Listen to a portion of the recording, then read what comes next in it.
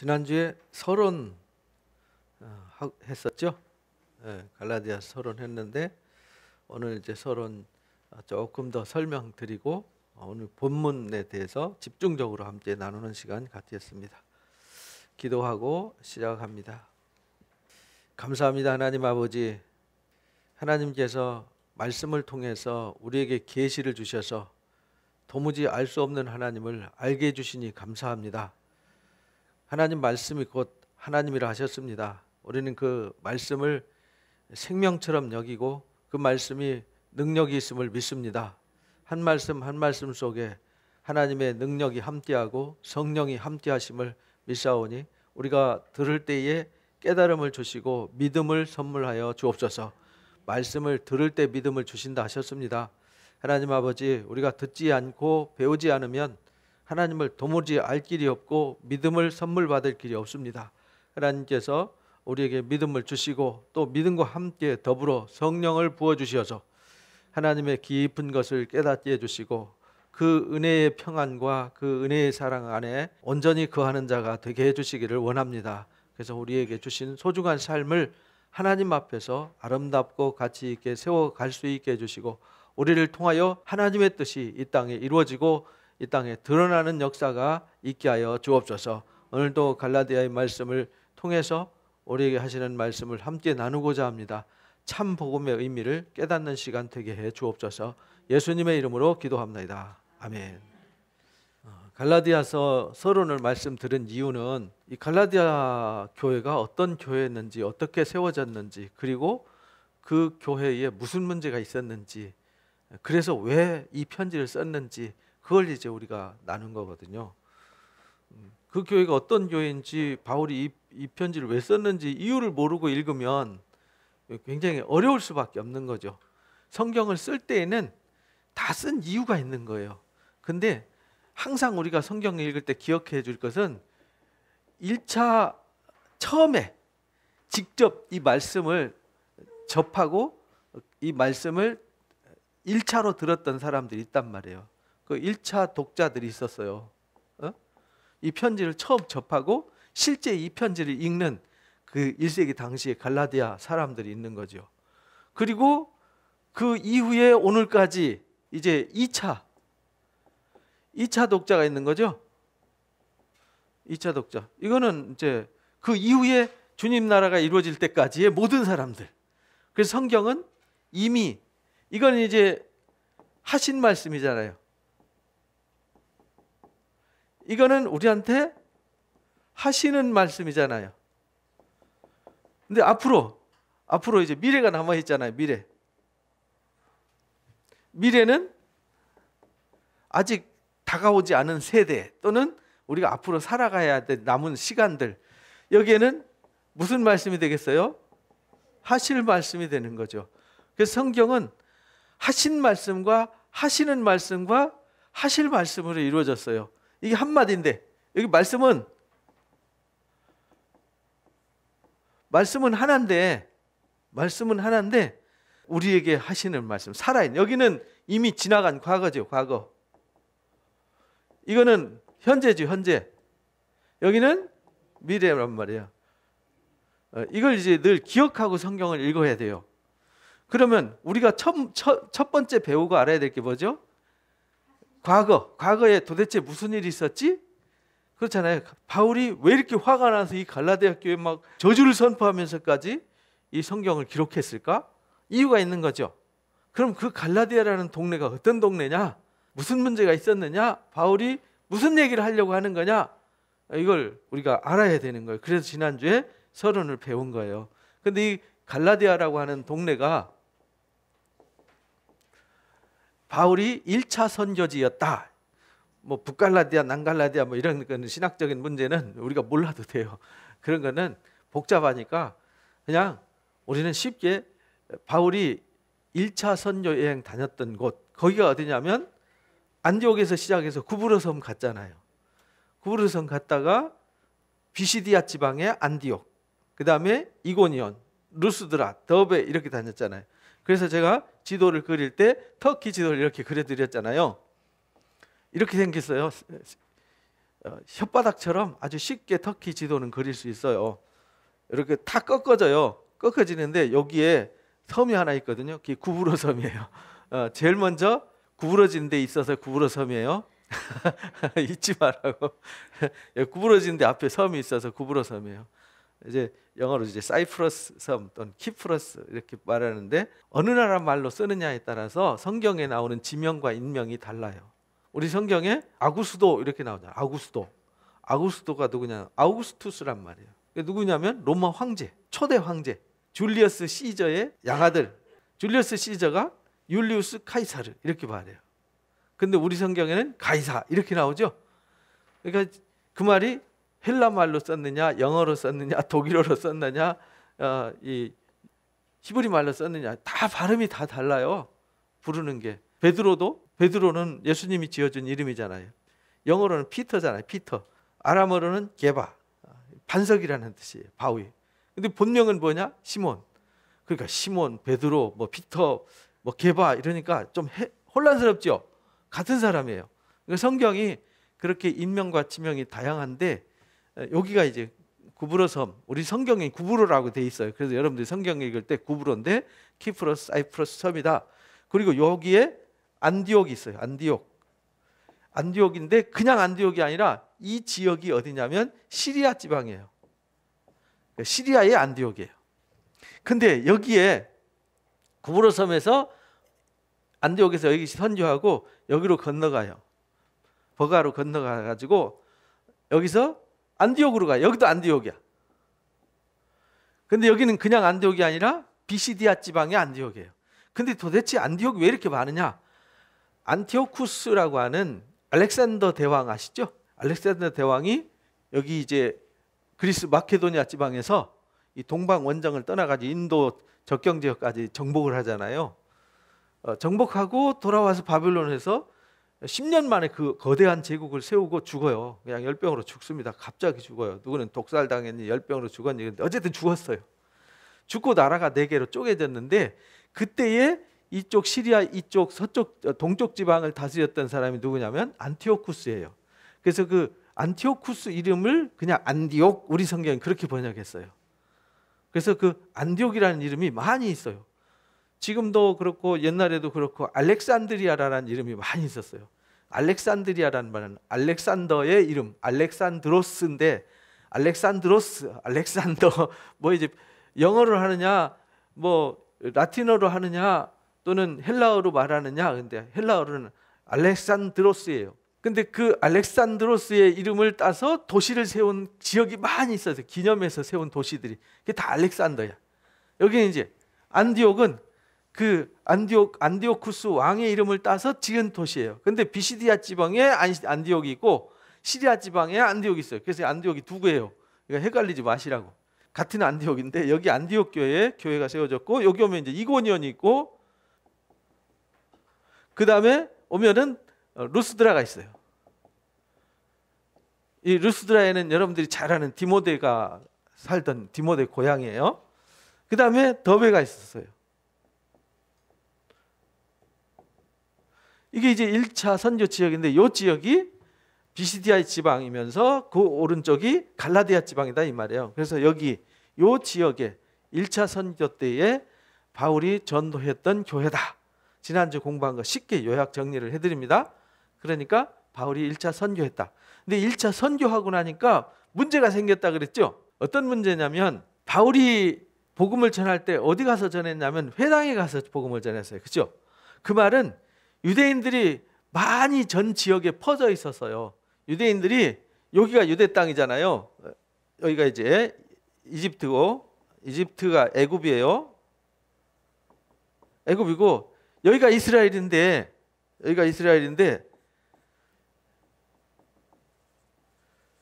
이스라엘에 살고 있는 사람들이 누구냐면 유대인이잖아요. 유대인. 원래 구약에서는 이스라엘인데 바벨론 포로로 끌려갔다 온 사람들이 유대 지파 사람들이에요. 그래서 돌아온 사람들이 유다 지파 사람들, 야곱의 12아들 중에 넷째 아들인 유다의 자손들이란 말이에요. 그래서 유다 자손 사람들, 그래서 유다 사람, 유대인 이렇게 말하는 거죠. 그 사람들이 하나님을 믿는 종교를 유대교 이렇게 말했어요. 그래서 여러분들이 신약성경 읽을 때 유대교, 유대인이란 이름이 많이 등장한다. 구약성경에는 유대인, 유대교 이런 말이 등장하지 않습니다. 바벨론 포로로 끌려갔다 돌아와서 생긴 단어란 말이에요. 근데 유대인들이 요 동네만 사는 게 아니라고요. 바울이 마케도니아 가도 거기 유대인이 있고, 뭐 아가야 지방에 고린도, 뭐 데살로니가 가도 거기 회당이 있고 유대인이 있어요. 로마에 가도 있고, 어디를 가나 유대인들이 있어요. 유대인들이 바벨론 포로로 끌려갔다가 돌아온 사람들이 있고 돌아오지 않은 사람들이 있어요. 이게 돌아온 사람들은 예루살렘과 유다 땅에 정착을 했고, 돌아오지 않은 사람들은 페르시아, 이란 땅이죠. 지금 이란 땅, 이라크 땅 그쪽 지역에서 살면서 먹고 살기 위해서 직업이 바뀌었어. 이 사람들이. 우리가 이제 성경을 이해할 때 되게 어려운 이유가 뭐냐면, 우리는 구약 성경 읽으면은 아브라함의 자손들은 유목민이잖아요. 유목민, 목축업이 직업이잖아요. 양과 소를 키우는 게 직업이었단 말이에요. 근데 이 사람들이 목축업만 한 게 아니라 가나안 땅에 정착해서 농사도 지었어요. 그죠? 근데 농사를 짓는데, 농사를 짓는 것은 지중해 서쪽 블레셋 평야, 샤론 평야 지역은 농사를 지을 수 있어요. 그리고 샤론 평야도 늪지대에는 못 짓고, 그 다음에 이스라엘 평야 북쪽에 이렇게 이스라엘 있으면 이렇게 산 능선이 지나가요. 여기가 평야예요. 그리고 여기가 평야지대예요. 여기가. 나머지는, 여기는 요단 강이 지나가니까 거기는 광야 지역이라서 아예 물도 없고 사람이 살지를 않았어요. 농사를 지을 수가 없어요. 농사 지을 수 있는 데는 여기하고 여기하고 여기밖에 없어요. 그 갈릴리 지방이 제일 풍요로운 지방이었죠. 농사, 물도 많고 비도 많이 오고. 근데 여기 남쪽으로 내려올수록 비가 적게 와요. 그러니까 블레셋 지방이 가장 비옥한 평야지대이면서 우리 김해나 김포 평야처럼 아주 넓은, 또 저쪽 어디입니까? 호남 평야처럼 그 넓은 곡창지대였어요. 근데 요 밑으로는 산악지대, 여기는 뭐 부엘세바, 여기 밑에 부엘세바, 헤브론, 베들레헴, 예루살렘, 그 다음에 라마, 그 다음에 세겜, 이런 데는 전부 다 산악지대예요. 산 꼭대기. 산 꼭대기에 있으니까 농사 지을 수 있어요, 없어요? 농사하고는 거리가 멀어요. 그러다 보니까 요 부엘세바 요 주변에, 부엘세바와 블레셋 평야 그 주변에 농사 지었는데 남쪽으로는 그냥 광야예요. 농사를 지을 수가 없어요. 그러다 보니까 목축업이 주업이고 주로 농사 조금씩 지었어요. 근데 북쪽에 농사를 많이 짓다 보니까 예수님이 농사 짓는 거 가지고 말씀을 많이 가르쳤던 겁니다. 갈릴리 지방에서 복음을 전했기 때문에. 그래서 이 사람들의 직업이 목축업이었는데 또 농업이었는데 바벨론 포로로 끌려가니까 자기 땅이 없잖아요. 거기서 농사 짓고 사는데 직업이 이제 거기서 많이 바뀌어요. 어떻게 바뀌냐면, 벌써 다니엘과 다니엘 세 친구는 직업이 뭐죠? 이 지혜자잖아요. 지혜자, 박수, 뭐 지혜자들, 박사들, 뭐 이런 사람들이 돼가지고 지혜로 사람들을 가르치고 행정 쪽으로 가고 무역 쪽으로 가요. 그래서 주로 뭘 먹고 사냐면 이제 장사해서 먹고 사는 무역 상업 쪽으로 직업이 바뀌어요. 그러다 보니까 돈 되는 데는 다 누가 가 있죠? 유대인들이 가 있어요. 근데 유대인들이 사는 동네에는 10가구가 있으면 무조건 회당을 지어야 돼요. 그게 바빌론 포로로 끌려가서 생긴 제도란 말이에요. 그래서 유대인들이 전 세계에 흩어져서 살다 보니까 그때 당시에 페르시아 제국이 헬라 제국이 됐잖아요. 헬라 제국이 로마 제국으로 서쪽으로 이동을 했잖아요. 동쪽으로 있었던 제국들이 서쪽으로 이동해요. 그러면서 동서양에 유대인들이 쫙 깔리게 되는 거죠. 그래서 바울이 선교하러 가니까 이미 유대인들이 살고 있어요. 또 여기 가니까 버가에 가니까, 여기 구브로에 가니까 회당이 있고, 여기 안디옥에 가니까 회당이 있고, 여기 이고니온에도 회당이 있고, 루스드라에도 회당이 있고, 더베에도 회당이 있어요. 각 도시마다 돈 되는 데는 전부 다 로마에까지 전 지역에 다 번져 있었어요. 그러니까 하나님이 때가 참에라는 말씀이 이해가 되시죠? 때가 참에 아들을 보내셨다. 그래서 전 세계에 복음을 전할 수 있도록 미리 하나님이 준비 작업을 다 해놓으신 거예요. 준비 작업이. 그러다 보니까 이 바울이 선교할 때 회당에서 선교를 했고, 회당에서 선교하다 보니까 유대인들이 있고 유대교로 개종한 경건한 사람들이 있었어요. 회당에 이미 이런 회당에 유대인들이 신앙을 하니까 바울이 전도하러 갈 때 예수님이 말씀을 전할 때 제일 먼저 누구한테 전해야 돼요? 유대인, 이스라엘이 잃어버린 자한테 먼저 가라 그랬단 말이에요. 그래서 바울이 전도하러 갈 때는 제일 먼저 가는 데가 어디냐? 회당에 가서 말씀을 강론하고 거기서 잃어버린 양을 찾아서 데리고 나와서 거기서 교회를 세웠어요. 그러다 보니까 생기는 문제가 뭐냐면 유대인, 이방인 중에서 유대교로 개종한 사람들, 이 사람들을 경건한 사람들 이렇게 성경에 표현을 했어요. 유대인, 경건한 사람들. 이 사람들은 뭘로 살아가냐면 율법 전통으로 살아가요. 율법을 지켜야 거룩해지고 할례를 받아야 구원을 받아요. 그런데 느닷없이 바울이 그 회당에 가가지고 아니야, 예수 그리스도를 믿어야 죄사함을 받고 구원을 받는 거야 라고 가르쳐요. 그러니까 전혀 다르죠. 그런데 바울이 전한 복음은 율법을 뛰어넘는, 율법이 전한 복음의 결론을 가르치는 건데 이 사람들은 율법만 가르치는 거죠. 그런데 이 두 가지가 충돌이 생기는 거예요. 그래서 혼란이, 교회가 좀 시끄러운 거죠. 왜냐하면 율법을 열심히 지켜야 거룩해지고 경건해지고 구원받는다 이렇게 믿고 있었는데 느닷없이 와가지고 무조건 예수 믿어야 돼. 예수 믿으면 죄사함 받는 거야. 할례는 이 몸에다 하지 말고 마음에 해야 돼. 그리고 너희가 말씀을 듣고 예수 그리스도를 믿으면 너희가 성령으로 인치심을 받는 거야. 성령을 받는 거야. 그리고 너희 죄가 영원히 십자가에서 소멸되는 거야. 죄사함 받는 거야. 그리고 너희들은 하나님의 자녀가 되어지고 하나님 나라의 주인공이 되는 거야. 이렇게 가르쳐 주는 거예요. 그러니까 이제 둘 사이에 혼란이 오는 거죠. 그래서 바울이 이 문제를 명확하게 가르치기 위해서 바울이 전한 복음을 다시 가르쳐 주는 게 갈라디아서예요. 왜냐하면 율법으로는 구원을 얻어요, 못 얻어요? 율법의 역할이 뭐죠? 죄를 죄되게 하는 거란 말이에요. 너는 죄인이야. 봐, 너는 율법을 범했잖아. 너는 율법을 613가지를 다 지킬 수 없어. 거기다가 율법 613가지에다가 전통을 만들었어요. 장로들의 유전, 전통, 이걸 만들었어요. 그래서 안식일에 이런 일을 하면 안 돼, 저런 일을 하면 안 돼라는 전통을 만들어 놓으니까 사람들이 매일 죄 짓고 사는 거죠.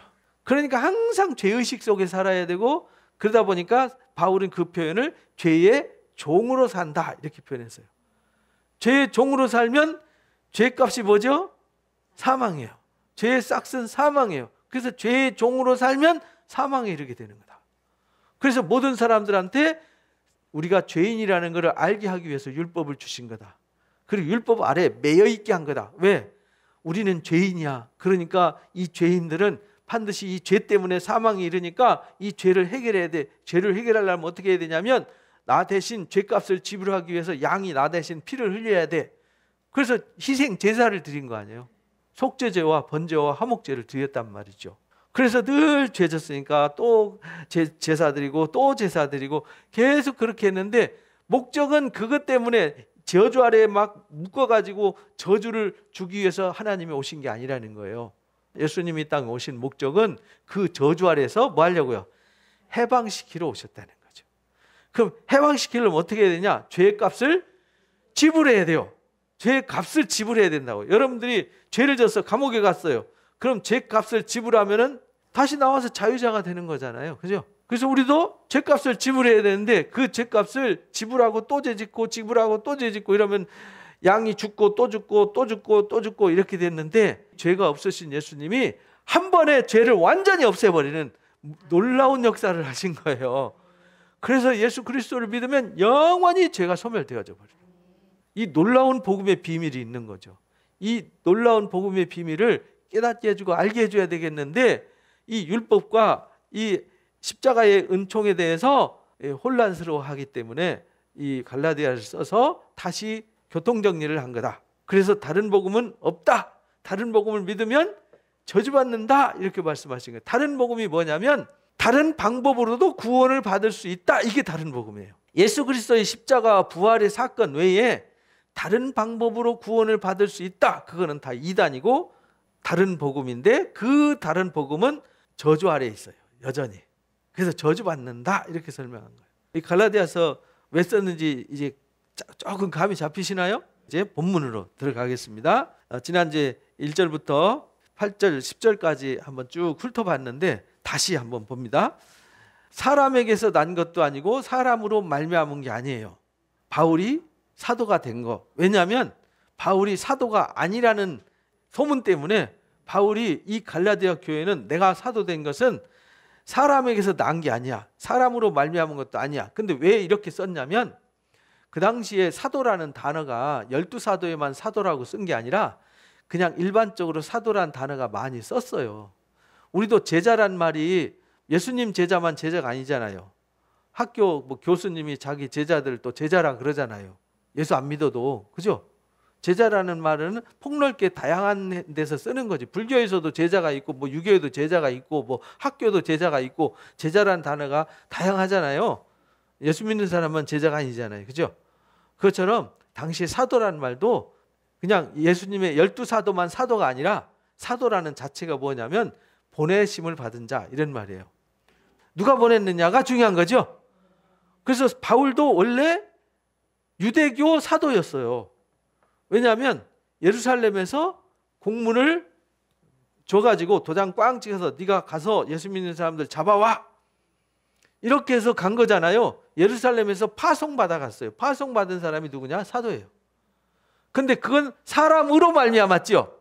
왜냐하면 예루살렘에 사내들인 공회에서 보냈어요. 바리새인들이 보냈단 말이에요. 그러니까 그들이 보냈어요.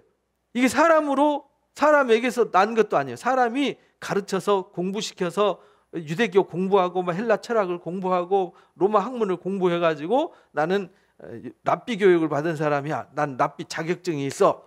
그래서 그들이 나한테 이거 하라고 시켜서 파송한 거야. 그래서 나는 사람으로 말미암아서 공부해서 자격증을 얻은 사람이야. 그리고 이 사람들이 보냈어. 이렇게 말한단 말이에요. 사람으로 난 것도 아니고 사람으로 말미암은 것도 아니란 말이 그 말이에요. 그 이전에는 사람으로 말미암았고 사람이 보냈어요. 근데 오직 예수 그리스도와 그를 죽은 자 가운데 살리신 하나님 아버지로 말미암아 뭐가 됐어요? 사도가 되었어요. 그 말은 하나님이 나를 부르셨어. 사람이 부른 게 아니야.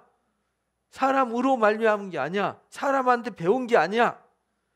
하나님과 예수 그리스도로 말미암았어. 이렇게 말하는 거예요. 이거 확실히 다르죠? 그래서 오늘날도 똑같아요. 내가 세상에서 공부해가지고 자격증을 가지고 하냐? 아니에요. 하나님의 부르심이 있어야 돼요. 그래서 소명이 있어야 되는 거죠. 이 목사라는 직업도 여러분들이 권사니 집사니 이런 것도 뭐가 있어야 되냐면 소명이 있어야 되는 거예요. 부르심. 아브라함을 부르듯이 하나님의 부르심이 있어야 되는 거죠. 그래서 오늘날 이 목회자들도 하나님의 부르심이 있어야 되는데 그 부르심 없이 일하다 보니까 지치고 일하다 보니까 자기가 하다 보니까 자기 일하다 보니까 성공했네 실패했네 이렇게 되는 거죠. 하나님이 보냈는데 실패하고 성공할 게 뭐가 있어요? 하나님 보낸 일에 그 목적만 달성하면 되는 거죠. 그렇잖아요. 가서 심부름 하면 심부름 한 걸로 끝난 거지. 그 일은 누가 하는 거죠?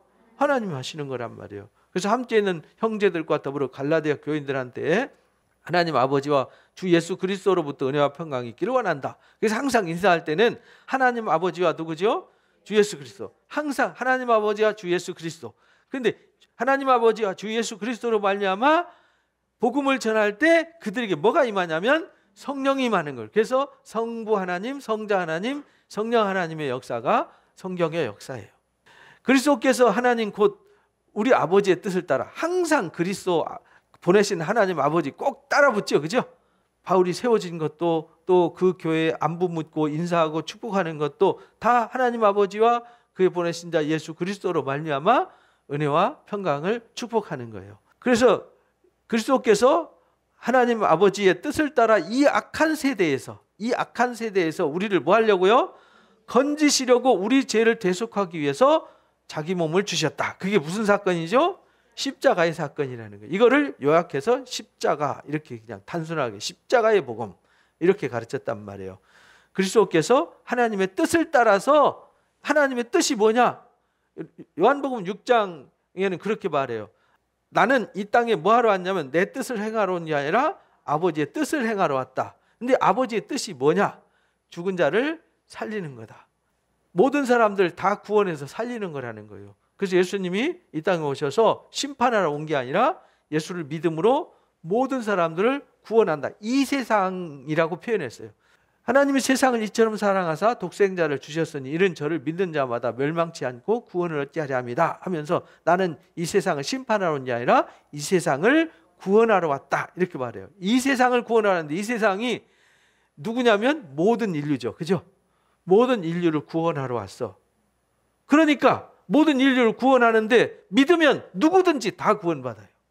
거기는요 신분 차별이 없어요. 뭐 성별 차별이 없어요. 공부 잘하고 못하고 부자고 가난하고 아무 상관없어요. 누구든지 예수 믿으면 다 구원을 받아요. 그래서 그걸 위해서 그 악한 세대에서 우리를 구원하려고 자기를 내어주셨다. 몸을 내주셨다. 그 말은 무슨 말이냐면 우리가 마땅히 죄로 인해서 죽잖아요. 율법을 통해서 너희는 죄인이야. 너희들이 그래서 죽는 거야. 그렇잖아요. 율법을 모를 때는 사람이 왜 태어났는지 어디서 태어났는지 왜 사는지 어디로 가는지 몰랐잖아요. 그래서 짐승과 똑같이 살았단 말이죠. 이 본능을 쫓아 살았단 말이죠. 서로 빼들고 물고 뜯으면서 살았는데 이 율법을 통해서 세상은 하나님이 창조한 거야. 그리고 인간은 하나님을 떠나서 부패하고 타락한 거야. 그래서 하나님께서 아브라함을 택하셔서 언약을 하신 거야. 그리고 하나님께서 이 땅에 독생하신 아들을 보내서 모든 인류의 죄를 해결하고 구속하시기 위해서 하나님 일하시는 거야. 이걸 성경이 가르치는 거잖아요. 그래서 성경을 통해서 율법을 통해서 배우는 게 뭐냐면 사람이 고통스럽게 불행하게 살다가 죽는 것 이것은 결국은 하나님과 단절되어서 그렇구나. 그래서 우리가 이제 이 복음은 하나님의 부르심이죠. 부르심은 첫 번째가 뭐냐면 첫 번째 목적이 뭐냐면 우리가 누구냐를 가르치는 거예요. 사람이 누구냐? 그리고 이 세상의 주인이 누구냐? 이 세상 어떻게 만들어졌고 이 세상의 근본이 뭐냐? 이걸 가르치는 거죠. 근본을 가르치는 거예요. 내가 누구냐? 하나님이 누구냐? 정체성을 가르치는 거잖아요. 그리고 하나님이 그 근본을 알게 하려고 부르셨어요. 근데 근본을 알고 보니까 우리가 누구죠? 죄인이었어요. 이 죄인인데 이 죄인을 알겠어요? 그러면 이 죄인이 죄값을 지불해야 되잖아요. 근데 내가 죄값으로 내가 죽으면 끝이잖아요. 그래서 죄값을 갚으려면은 내가 다른 사람의 죄값을 갚을 수 없어요. 왜? 나는 내 죄값이 있으니까. 그 사람은 그 사람 죄값이 있어요. 이 세상에는 누구도 각자의 죄값을 대신 갚아줄 사람이 아예 없어요. 그래서 죄 없으신 하나님의 아들이 이 땅에 오신 거예요. 그래서 이 죄인된 사람을 대속하기 위해서 속죄라 그러죠. 죄를 해결하기 위해서 대신 갚아주는 거죠. 대속하기 위해서 예수님이 오신 거예요. 그리고 대속한 후에 하나님과 뭐 하냐면 교제케 하는 거예요. 요한일서에 보면은 우리와 하나님과 사귀게 하려 합니다. 이렇게 우리를 부르셔서 우리를 죄 사함 얻게 하고 우리가 그 하나님 복음에 참여한다. 코이노니아 하게 한다. 이 말이죠. 참여가 코이노니아거든요. 참여, 교제. 이게 이제 코이노니아예요. 하나님과 코이노니아 하게 되는 거죠. 그래서 하나님과 단절됐다가 접붙여지는 거죠. 이게 요한복음 15장에 접붙여지는 거예요. 이 근본을 가르치고 하나님과 단절되었어요. 그래서 대속을 통해서 접붙여져요. 접붙여졌으니까 교제가 이루어져서 하나님으로부터 은혜가 공급되지죠. 은혜가 공급되면 어떻게 되죠? 우리가 새 사람이 되는 거죠. 본질이 변화되는 거죠. 변화. 성화죠. 성화. 이래서 교제함으로 다섯 번째 성화가 이루어지는 거예요. 성화. 이걸 거룩함 이렇게 말하죠. 거룩을 이루는 거예요. 그래서 우리가 거룩한 삶을 살아서 거룩을 누리는 거죠. 그 거룩이 뭐냐면 기쁨이에요. 칼이라고 하는 거룩한 기쁨. 우리가 거룩한 기쁨을 누리는 거예요. 예수 믿는다는 것은 고통스러운 게 아니라 거룩함을 뭐 하는 거라고요? 누리는 거예요. 이 거룩함을 누린 사람들이 뭐 하느냐면 영화롭게 되는 거예요. 영화 또는 영광. 영광에 이르게 되는 것이죠. 이게 이제 복음이란 말이에요. 이걸 가르치는 게 율법이고 이 갈라디아서예요. 그러니까 로마서와 갈라디아서를 모르면요. 우리가 신앙생활의 이 과정을 잘 몰라요. 그러니까 어렵죠. 그래서 기본을 우리가 알아야 돼요. 그냥 읽으면 안 보이잖아요. 그죠? 그래서 써 있는데 안 보여요. 써 있는데도 안 보여. 그래서 이걸 배우는 거예요. 우리 죄를 대속하기 위해서 자기 몸을 주셨어요. 그죠? 우리의 죄를 해결하기 위해서, 우리가 죄인인 걸 알았어요. 죄를 해결하기 위해서 죄가 없으신 하나님의 아들 예수님이 육신을 입고 오셔야 돼요. 그래서 예수님이 성육신에서 이 땅에 오신 거예요. 예수님 우리가 똑같이 신으로 오신 게 아니라고요. 예수님이 신으로 오셨으면 채찍질해도 안 아프죠. 그죠? 십자가에 매달려도 멀쩡하시죠. 신이니까. 우리가 똑같은 육신을 입고 오셨단 말이에요. 그래야 나 대신 값을 지불할 수 있어요. 그래서 예수님이 성령으로 잉태되어 오셨어요. 죄가 없으신 예수님이 성령으로 잉태되어서 육신의 몸을 입고 이 땅에 오셔서 나 대신 죄를 갚아주실 수 있어요. 그래서 십자가를 지셨어요. 그래서 십자가를 높이 들고 여러분을 위해서 예수님이 여러분 죄값을 대신 이렇게 지시고 죽으셨습니다. 그러니까 여러분이 예수님을 믿으면 여러분들의 죄가 사해지는 겁니다. 소멸되는 겁니다. 여러분들은 자유자가 되는 겁니다를 선포하는 게 뭐냐면 이 복음 전파란 말이에요. 이건요 설득이 아니에요. 이건 설명해서, 그렇잖아요. 십자가에 매달린 예수님 쳐다봐서 산다는 거를 뭘로 논리적으로 설명할 수 있습니까? 이 복음은 논리가 아니라니까요. 그래서 예수님이 십자가의 사건을 사람들한테 논리로 설명하라 이렇게 하지 않고 가서 선포하라, 전파하라 이렇게 가르쳐 주셨어요. 그래서 사도 바울이 그렇게 말하잖아요. 헬라 사람들은 지식을 요구한다는 거예요. 지혜. 도대체 어떻게 해서 구원이 이루어지는지 논리적으로 설명해 달라. 유대인들은 표적을 구한다. 그러나 우리는 십자가 외에는 전하지 않는다. 그런데 그걸 믿는 자들은 구원을 받고 거듭남과 성령 받는 경험을 하게 된다. 이렇게 돼요. 하나님이 정해놓으신 거예요. 그러니까 우리는 복음을 선포하는 자 되시기 바랍니다. 복음은 설명하고 설득하는 게 아니에요. 설명하고 설득하면 공부해서 신앙이 되지. 그게 아니라 선포입니다. 그래서 죄가 없으신 성령으로 잉태되신 육신을 입고 오신 예수님이 대속하셔서 이제 우리가 그리스도 안에서 예수님으로 말미암아, 그래서 말미암이라는 단어를 바울이 많이 쓴 거예요. 그래서 자기 몸을 주셨으니 영광이 그에게 세세토록 있을지어다. 그래서 예수님이 이 땅에 오셔서 십자가 지신 사건이 영광이에요. 그래서 예수님이 요한복음 14장, 13장, 14장, 15장, 16장 이렇게 여러분들 읽어보셨죠? 12장부터 읽어보면 더 상세히 알 수 있겠네요. 12장, 13장, 14장, 15장, 16장, 17장 여기 보면은 예수님이 십자가 지실 사건을 미리 예고하면서 내가 영광 받으러 왔다. 하나님이 나를 통해서 영광 받으신다. 나를 영광스럽게 하신다. 이렇게 표현을 해요. 십자가 지시는 것이 영광스럽지 않은 거예요. 우리가 볼 때는 저주죠. 저주인데 영광이에요. 왜? 이 십자가의 사건이 예수님 한 분을 위해서 온 인류를 구원하시니까. 죽은 자를 살리는 어마어마한 사건. 아담이 죄를 져가지고 모든 사람들이 다 죽게 되었는데 모든 사람들 살릴 수 있는 길을 여신 어마어마한 역사를 이루셨으니까 그 자체가 영광이죠. 그래서 십자가는 영광이에요. 그래서 이제 서양 속담에 우리가 no cross, no crown이 되는 거죠. 십자가 없이 영광 없는 거죠. 근데 그 십자가 자체가 영광이라는 거예요.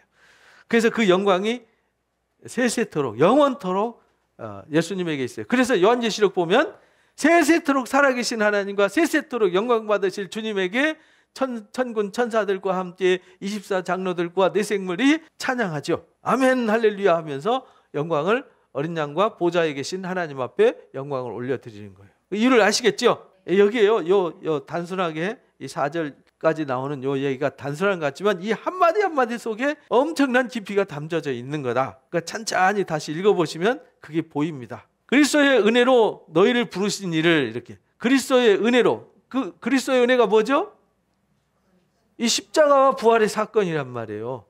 예수님이 나를 위해서 값을 지불했어요. 근데 값을 지불할 때 내가 똑똑해서 무슨 공로를 세워서 멋있어서 잘나서 뭐 실력이 있어서가 아니라 이유도 없이 목적도 없이 그냥 조건도 없어요. 그냥 나 살리려고. 내가 누구든지 어떤 상태든지 상관없어요. 내가 어떤 상태든지 누구든지 예수 그리스도를 믿으면 모든 사람들의 죄를 다 사해 주세요. 과거를 다 교통정리해 주세요. 새 사람 되게 하시고 새로운 비전을 주신다는 거죠. 이게 은혜예요. 값없이 주시는 거죠. 조건 없이 주신단 말이에요. 그리스도의 조건 없는 은혜로 우리를 부르셨어요. 그 부르심의 사건이 십자가의 사건이란 말이죠. 근데 이를 이같이 속히 떠났다. 예수님이 십자가 구속, 여기서 우리가 죄인임을 깨닫게 하고 대속해서 교제케 하셔서 우리를 거룩한 삶을 살아서 영화롭게 하려고 부르셨는데, 이 복음을 떠나서 다른 복음을 따른다는 거예요. 내가 정말 이상하게 여긴다. 왜냐하면 율법은 여기까지거든요. 여기 대속을 어린 양들이 하지만 양들이 그 죄를 완전하게 할 수는 없어요. 임시죄죠. 임시죄. 그래서 죄인임만 깨닫게 하는 율법으로 구원받는다 하니까, 그러면은 너희가 죄값을 뭘로 갚으려고 그러냐. 그리고 1세기 당시 예루살렘 성전이 없어졌어요. 그래서 양으로 제사하는 제사제도도 없어졌어요. 제사장도 없어졌어요. 성전도 없어졌어요. 그럼 뭘로 구원받아요? 양은 아무데나 잡아가지고 뒷동산에 올라가서 그냥 양 불태우면서 하나님 제 용서해 주심을 감사합니다 이러면 되나요? 이거 말도 안 되잖아요. 그래서 하나님이 성전을 없애버리신 거예요.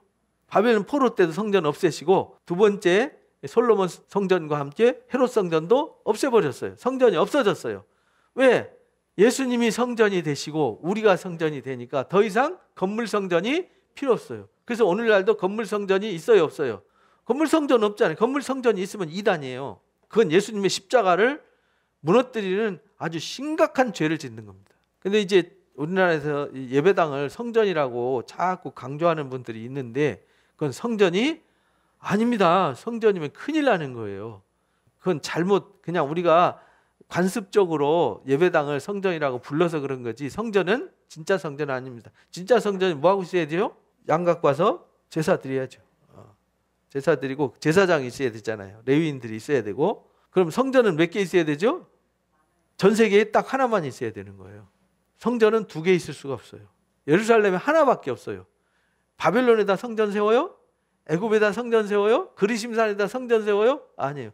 애굽에다 성전 세웠다 다 허물어졌고요. 그리심산에 성전 세웠다 다 허물어졌어요. 성전은 예루살렘에만 있어야 돼요.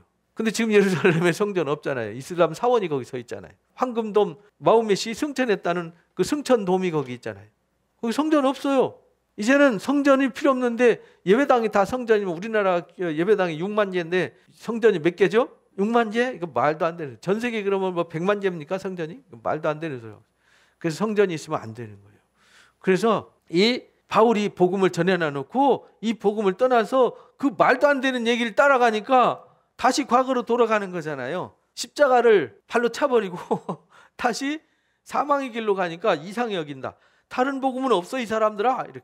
다만 어떤 사람들이 너희를 뭐하게 하려고요? 교란시켜서 그리스도의 복음을 뭐하게 하려고요?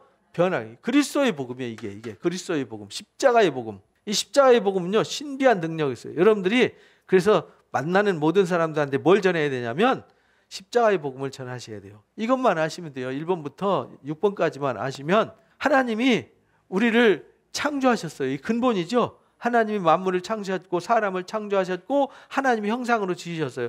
그래서 하나님 형상대로 지으셨기 때문에 우리는 하나님의 형상대로 지어져서 너무나도 고귀하고 존귀하고 하나님이 사랑하는 존재예요. 근데 하나님의 사랑이 깨져버린 거잖아요. 그죠? 그래서 보잘것없는 만물의 영장이 아니라 만물보다 못한 존재가 되어진 것이죠. 그래서 왜 그렇게 되었는지 이유를 깨닫게 해서 예수님이 우리 죄값을 지불하기 위해서 당신의 목숨을 주었다고요. 당신의 모든 것을 내어주셨다고요.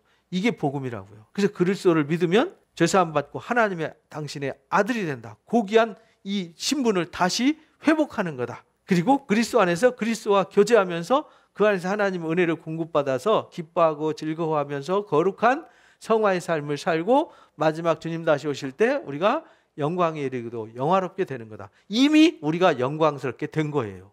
완성이 안 됐을 뿐이죠. 이미 영적으로는 여러분들이 영화롭게 된 겁니다. 이걸 믿으셔야 돼요. 이 복음을 교란체에서 변치하려면. 그러나 우리나 혹은 하늘로부터 온 천사라도 우리가 전한 이 복음에 다른 복음을 전하면 저주를 받는다. 이 말은 율법 아래 있는 자들은 저주받는다 이렇게 말했잖아요. 왜? 율법 아래는 죄를 가르쳐 주니까 죄 아래 있는 사람은 다 어디에 있어요? 저주 아래 있는 거예요. 죄라는 자체가 저주란 말이에요. 너희가 예수 그리스도가 십자가를 지신 이 십자가의 복음을 떠나서 다른 복음을 쫓아가면 다시 저주로 돌아가는 거야 이 사람들아. 이런 말이에요. 막 바울이 저주를 선포한 게 아니라 여러분이 십자가의 복음을 믿다가 다시 율법으로 돌아가면 여러분들은 다시 저주와 사망 아래 들어가는 겁니다. 하늘에 있는 천사라 할지라도 다른 복음을 전하면 이 저주 아래 있게 되는 겁니다. 이걸 잊지 말라는 거예요. 우리가 전에 말했지 않느냐? 내가 지금 다시 말한다. 만일 누구든지 너희가 받은 것 외에 다른 복음을 전하면 저주 아래에 있게 되는 거다.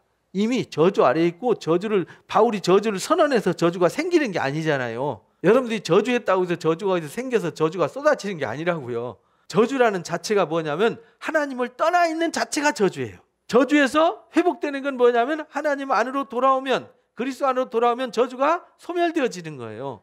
이 단순한 논리를 여러분들이 기억을 하시라고요. 저주는 다른 게 저주가 아니에요. 하나님을 떠나면 무조건 저주예요.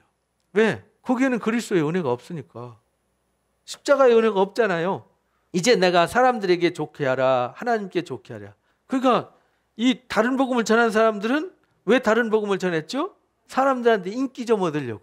요즘 교회들이 인기 얻으려고 이게 쓸모없는 짓이죠. 이 교회는요, 단순 무식하게 그냥 십자가의 복음만 전하면 됩니다. 그걸 십자가의 복음을 뭐라고 말하냐면 한 단어로 진리 이렇게 말했어요. 진리. 그래서 진리를 알 때 우리가 뭘 얻죠? 자유를 얻어요. 십자가의 복음을 알 때, 십자가 부활의 복음을 알 때 우리가 자유를 얻는 거예요. 아하, 우리가 죄로부터 해방되어져서 내가 의인이 되었군. 내가 하나님의 자녀가 되었군. 이젠 죄와 사망과 나는 영원히 상관없군. 나는 하나님의 자녀가 되어서 하나님 나라를 상속하는 자군. 이 사실을 아니까 어떤 것에도 매이지 않아요. 어떤 것 때문에 좌절할 필요도 없어요. 어차피 세상 다 잠깐 지나가는 거거든요. 누가 뭐 가난하게 맨발로 발바닥에 피 흘리면서 불쌍하게 살았다고 해서 이 세상 실패했냐? 아니라는 거죠. 누구는 뭐 창고에 수백억 쌓아놓고 부자로 살았다고 해서 그 사람이 성공했냐? 그것도 아니라는 거예요. 사람이 사는 건요, 이 내 주머니에 단돈 100원이 있어도 그 가치를 활용하는 사람이 가장 지혜로운 사람인 거죠. 많이 쌓아놓고 한 푼도 쓰지도 못하고 그 권세를 누리지 못하고 살면 그 쌓아놓은 이유가 없어지는 거잖아요. 이게 불행한 거죠. 그러니까 우리가 복음을 알았으면 이제 복음을 뭐 해야 돼요? 누리는 사람이 돼야 되는 거죠. 복음을 누리고 복음의 가치를 여러분들이 느끼면서 살아야 되는 거죠. 복음이 이런 게 있어라고 말로만 생각하고 살면 안 돼요. 그래서 말씀을 행하는 자가 되어서 능력을 경험해야 돼요. 이 땅에서 어떻게 살았느냐 별로 중요하지 않습니다. 중요한 건 복음으로 살아요. 근데 정말 하나님과 동행하면서 복음으로 사는데 불쌍하게 살게 하지는 않습니다.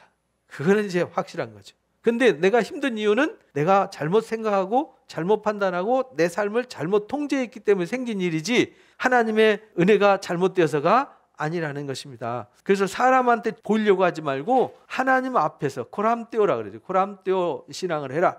사람들에게 기쁨을 구하랴. 내가 지금까지 사람의 기쁨을 구했다면 그리스도의 종이 아니다. 바울은 그리스도의 종으로, 종은 뭐냐면 주인의 심부름을 하는 사람이잖아요. 사람들한테 인기 얻어서 사람들한테 대접받으려고 한 게 아니라는 것이죠. 형제들아, 내가 너희한테 알게 한다. 내가 전하는 복음은 사람의 뜻을 따라 된 것이 아니다. 앞에서 우리가 1절에서 나눈 말씀이에요. 사람의 뜻으로 야 바울 너 사도 해볼래? 그렇게 해서 된 게 아니라 너 목사 한번 해볼래? 이렇게 된 게 아니라 가슴 속에서 하나님이 그렇게 할 수밖에 없게 하세요. 그래서 내가 전하는 복음은 누가 시켜서 너 한번 해볼래? 시험 봐가지고 한번 할 것도 없는데 이거나 해볼까? 이렇게 해서 한 것이 아니라는 거죠. 이는 내가 사람에게서 받은 것도 아니에요. 배운 것도 아니에요. 오직 뭘로 말미암았어요? 예수 그리스도의 계시로 말미암았다. 그래서 우리는요, 하나님의 부르심 없이 서면요, 이 하나님의 일은 못해요. 할 수 없습니다. 너무 힘들고 곤고하고 감당이 안 되는 거죠. 내가 전에 유대교에 있을 때 행한 일을 너희가 들었거니와 하나님의 교회를 심히 박해하고 박멸했다. 바울이 사람으로 말미암은 것도 아니고 사람한테 배운 것도 아니고 오직 예수 그리스도의 계시로 말미암았다. 이 말은 하나님이 강력하게 꺾으셔서 부르셔서 그렇게 될 수밖에 없고 그렇게 할 수밖에 없게 하셨다는 거예요. 그러니까 하나님의 역사는 내 의지로 되는 게 아니라는 거예요. 그렇게 할 수밖에 없도록 될 수밖에 없도록 하나님이 역사를 끌고 가세요. 이번에 대통령 누가 되느냐? 누가 될 수밖에 없게 돼 있어요. 그건 누군지 몰라요. 저도 몰라요. 하나님이 이미 뭐 하셨어요? 정하셨어요. 그러니까 누가 되면요, 그게 여당이든 야당이든 어떤 사람이 되든 그냥 하나님이 그 시대에 그 사람 필요해서 세운 거예요. 그냥 그가 잘 정치하도록 우리는 뭐 하면 돼요? 기도해야지. 뭐 보수냐 진보냐 해갖고 머리 싸움하면 안 돼요. 여러분들 집에 가서 정치 때문에 머리 싸움 하지 마시기 바랍니다. 괜히 정치인 얘기했다가 가족끼리 불화가 일어나면 그건 십자가의 복음과 아무 상관없는 이상한 삶을 사는 거예요. 여러분들은 오직 하나님의 공중에 나는 새가 하나 떨어지는 것도 하나님 허락 없이는 안 된다. 그러니까 무엇이 허락되어지고 어떤 사건이 일어나고, 이게 정치라는 게요, 어느 날 자고 일어나서 어떤 사건 하나로 확 뒤집어지고요, 어떤 상황 하나로 확 뒤집어지고, 세계의 어떤 상황이 뭐 하나로 확 뒤집어지는, 뭐 중국 어쩌고 저쩌고 하지만 피겨스케이팅 하나, 오판 하나 때문에 반중정상 확 불질러 버리잖아요. 누가 뭐 하나 건드리면 확 뒤집어진단 말이에요. 근데 언제 무슨 일이 어떻게 일어날지 아무도 몰라요. 우연과 시기를 주장하시는 하나님의 섭리가 간섭되어졌다. 오늘날 우리도 그렇고 이 시대도요, 어떻게 될지 우리는 모르지만 하나님이 이 코로나의 역할이 뭘까? 도대체 이 정치의 격변, 세계적인 정세의 변화가 왜 이렇게 돌아갈까? 모르죠, 우리는. 그러나 하나님은 정해진 방법으로 시계를 돌리고 계십니다.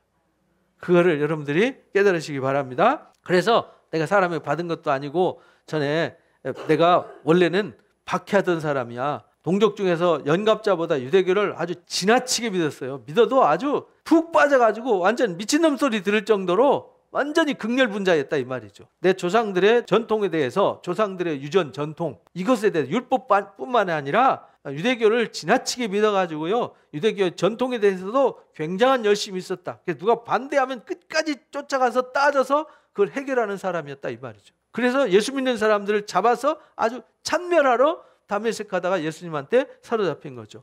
그러나 내 어머니 태로부터 나를 뭐 하셨어요? 택정하셨다. 그러니까 하나님은 이미 우리를 모태에서부터 택정하셨다. 하나님이 쓰실 그릇은 미리 작정하시고 준비하신다는 거예요. 그래서 선지자들이 그러잖아요. 이사야도 예레미야도 모태로부터 나를 택정하셨다. 예수님도 그렇게 정해진 때에 정해져서 오신 거죠. 그러니까 하나님의 일은 하나님이 정하셔서 일하시는 거예요. 사람의 의지로 누가 연구해서 이렇게 하자 저렇게 하자 계획 세워서 하는 것이 아니라 하나님이 누군가를 택하셨어요. 근데 몰라요. 왜 택하셨는지 우리는 모르지요. 그러나 하나님이 그 사람들을 통해서 어떤 일을 하신다라는 겁니다. 그래서 모태로부터 택정하셨어요. 여러분들도 여기 왜 앉아 있느냐? 여기 오기로 여러분들 계획하고 오신 분 있나요? 어떻게 하다 보면 여기 앉아 계시죠? 하나님이 다 그렇게 예정하신 거예요. 앞으로 또 어떤 일이 일어날지 몰라요. 그 일은 누가 하세요? 하나님이 하세요. 그 은혜로 나를 부르셨다. 하나님이 택정하셔가지고요, 때가 차서 정말 잘못된 길로 가면서 막 열심히 있었는데 그것도 하나님이 준비 과정이었다는 거예요. 그리고 때가 차니까 다메섹으로 가다가 콱 붙들어서 쌩가지 꺾듯이 콱 꺾어서 하나님이 역사를 하셨다는 거예요. 그래서 이게 사람의 계획으로 배워서 노력해서 의지로 누가 파송해서 아니야, 나는 하나님과 그 아들 예수 그리스도로 말미암아 사도가 되었어, 이렇게 말하는 거죠. 그의 아들을 이방에 전하기 위해서 그를 내 속에 나타내시기를 뭐 하셨어요? 기뻐하셨다. 하나님이 바울을 꺾어서 이방의 선교사로 세우기 위해서 하나님이 예수님을 바울의 속에 집어넣으셨다는 거예요. 내 속에 나타내기를 기뻐하셨을 때에 내가 곧 혈육과 의논하지 않았어요. 그 꺾었을 때, 아유 아버지 제가요 가다가 예수님 만났는데, 그냥 야이 미친놈아 무슨 예수를 만나 이러고 되겠어요? 안 되지. 그래서 제가 가서 선교를 하는 게 제 뜻일 것 같은데 유대교 버리고 예수교를 전하는 게 맞는 것 같은데 어떻습니까 아버지? 그러면은 그래 너 그래라 이러고 하겠어요? 그러니까 혈육과 의논하지도 않았고요, 의논해서 될 일도 아니에요. 하나님이 강권하셨어요. 그렇게 될 수밖에 없도록 할 수밖에 없도록, 제가 땅에 말씀 보낼 때 늘 될 수밖에 없도록 할 수밖에 없도록 이 단어를 많이 쓰잖아요. 그게 성경 이야기예요. 성경 속에서 모든 역사는 그렇게 될 수밖에 없도록, 그렇게 할 수밖에 없도록 하나님이 역사하셨어요. 그러니까 내가 발버둥 쳐봤자 안 돼요. 여러분들 가족들 전도하고 주변 사람들 전도할 때 여러분들 노력으로 의지로 되는 게 아니에요. 그냥 은혜를 끊임없이 하나님 방법으로 기도하면서 공급하면요, 하나님이 그렇게 될 수밖에 없도록 할 수밖에 없도록 역사하신다니까요. 그걸 이제 경험하셔야 돼요. 나보다 먼저 사도된 자들을 만나려고 예루살렘으로 가지도 않았어요. 그 사도들한테 나도 예수님 만났는데 나도 사도해도 됩니까? 묻지도 않았다는 거예요. 가족들하고 의논도 필요 없어요. 오직 하나님의 은혜. 그러니까 바울이 사도되는 데 있어서는 어느 누구도 영향력을 행사하지 않았다. 영향력은 누구로부터? 하나님께로부터 예수 그리스도로부터만 왔다 이렇게 말하는 거예요. 그래서 아라비아로 갔다가 다메섹으로 갔다. 예루살렘으로 안 가고 아라비아와 다메섹으로 갔다는 말은 그 앞에 엎드려서 하나님을 만나는 시간을 가졌다는 거예요. 예수님의 제자들도 3년 반 동안 양육의 과정이 필요했듯이 바울도 예수님 만나고 나서 주님과의 교제의 시간이 필요했던 거죠. 다시 지금까지 배웠던 거와 다시 이제 지금까지 배웠고 알고 있던 이게 뭔가를 다시 배우는 거죠. 그래서 알고 나니까 율법의 역할은 이런 거였다. 그리고 하나님께서 구약을 통해서 하나님이 이렇게 예수 그리스도를 예정하셨다라는 것을 그리스도 안에서 계시를 통해서 알게 되는 거죠. 계시를 통해서 양육의 기간이 필요했던 거예요. 그 후 3년 만에 내가 게바를 방문했다 이렇게 말해요. 그러니까 사도들을 만난 건 예수님을 다메섹에서 만나서 3년 동안 주님과 영적 교제를 이룬 후에 베드로, 게바를 만났다 이 말이에요. 이 게바가 베드로잖아요. 시몬, 베드로. 방문하러 예루살렘에 올라가서 그와 함께 15일 동안 머물러 있었다. 그러니까 바울하고 있었던 건 15일 동안 머물러 있었는데 머무는 동안 올라가서 방문하려고 15일 동안 머물렀는데 베드로를 못 만났어요. 주의 형제 누구만 만났어요? 야고보 외에는 만날 수가 없었어요. 왜냐하면 다른 사도들은 다 복음 전하러 나가가지고 예루살렘에 가서 만날 수가 없었어요. 15일 동안 기다리다가 없어서 야고보만 만나고 왔다는 거예요. 보라, 내가 너에게 쓰는 것은 하나님 앞에 거짓말하는 게 아니다.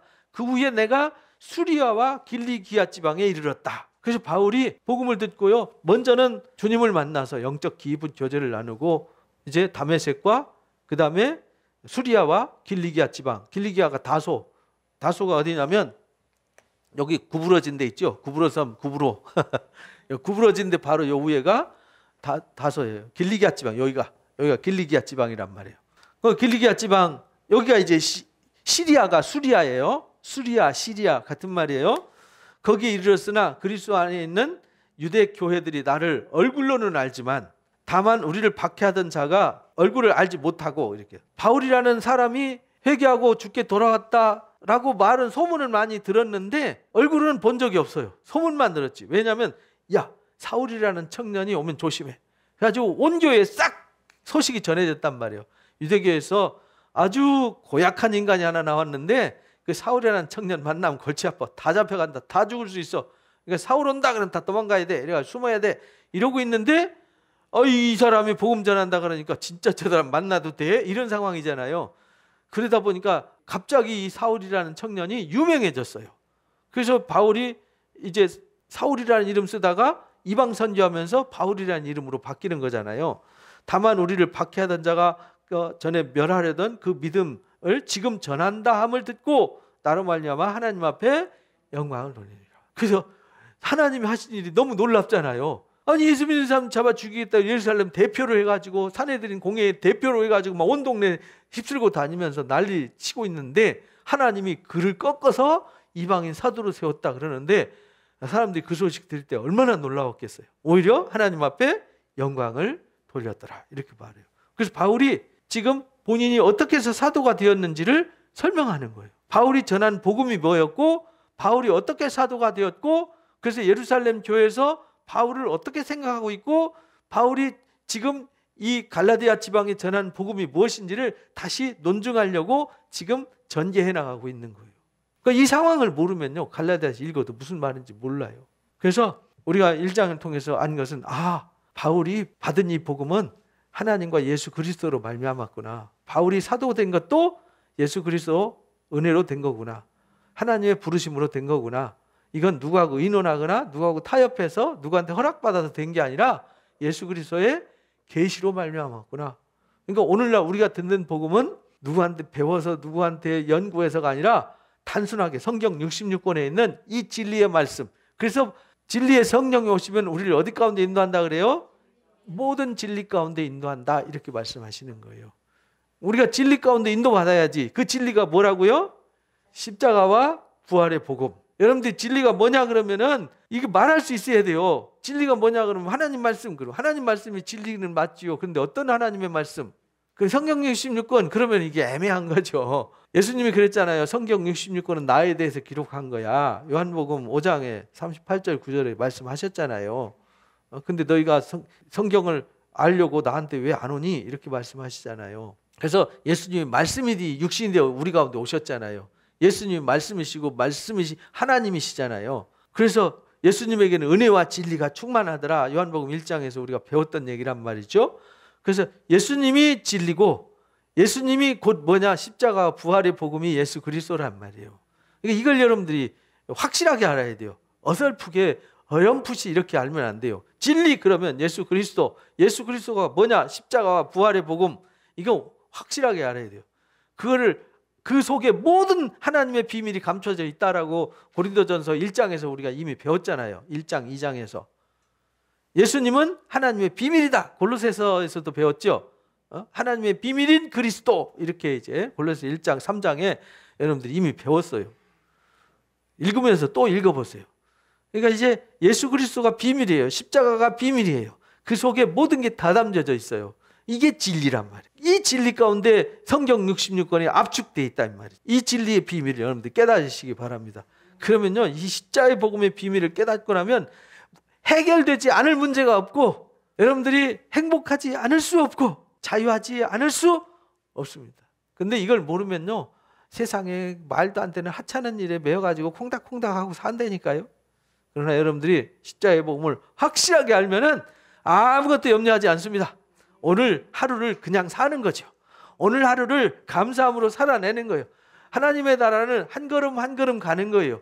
하루하루 기쁨으로 살아내다 보면 주님이 오시는 거고요. 우리가 하나님 앞에 서게 되는 거예요. 그냥 이 세상 뭘 목적을 가지고 뭘 이루고 어쩌고 저쩌고 그거 다 개똥철학이에요. 나중에 주님 앞에 설 때 빈손으로 서는 겁니다. 누가 뭐 갖고 오라고 하지도 않아요. 하나님이. 뭘 갖고 오라고 그러냐? 너는 어떻게 살았니? 이거 갖고 오라는 거예요. 무엇을 위해서 살았니? 이거 갖고 오라는 거죠. 그래서 행위대로 심판한다. 이렇게 말씀하셨어요. 그래서 오늘 하루가 마지막인 것처럼 복음으로 사시기를 주님의 이름으로 축복합니다.